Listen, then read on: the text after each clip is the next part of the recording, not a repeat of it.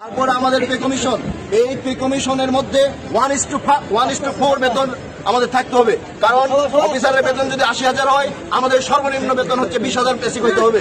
কারণ যদি 1:4 বেসিক না হয়, তাহলে আমাদের মধ্যে এই বৈষম্যতা থেকে যাবে। যেই সরকার বৈষম্য সেই বৈষম্যের জন্য এই সরকার গঠিত হয়েছে। যদি আবার সেই বৈষম্যই বিরাজ থাকে, তাহলে আমাদের গঠন করে কি লাভ হইলো? আমরা তো কোনো লাভই পাচ্ছি না। অবশ্যই সচিবালয়ের কর্মচারী, সচিবালয়ের কর্মচারী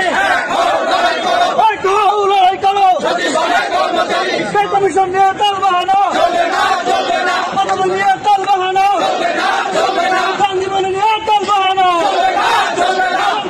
চলবে না। কারণ এই পে কমিশনে, বিগত পে কমিশনে আমাদের বঞ্চিত করা হয়েছে। আমাদের টাইম স্কেল সিলেকশন এখানে খর্ব করা হয়েছে এবং এই পে কমিশনের সুপারিশ অনুযায়ী সেটা বাস্তবায়ন করা হয়নি।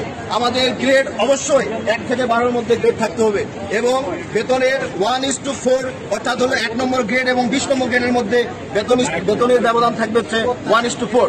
অর্থাৎ তাদের যদি 1 লক্ষ হয়, আমাদের সর্বনিম্ন বেতন হচ্ছে 25,000 হইতে হবে।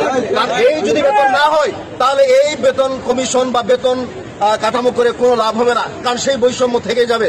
যাই হোক, আমরা আমাদের ঐক্যবদ্ধ থেকে এই ধরনের সব ধরনের যে বৈষম্য হয়েছে, সেই বৈষম্যের বিরুদ্ধে আমরা এক হয়ে, আমাদের কর্মচারী এক হয়ে আমাদের এর প্রতিবাদ করতে হবে। নাহলে এই ধরনের বৈষম্য, বিভিন্ন সুযোগ সুবিধা আমাদের খর্ব করতে থাকবে। যাই হোক, আমরা ঐক্যবদ্ধ থেকে আমাদের এই বৈষম্যগুলো নিরসন করব এবং বাদিউল ভাইয়ের নেতৃত্বে আমরা আশা করছি এর ফলাফল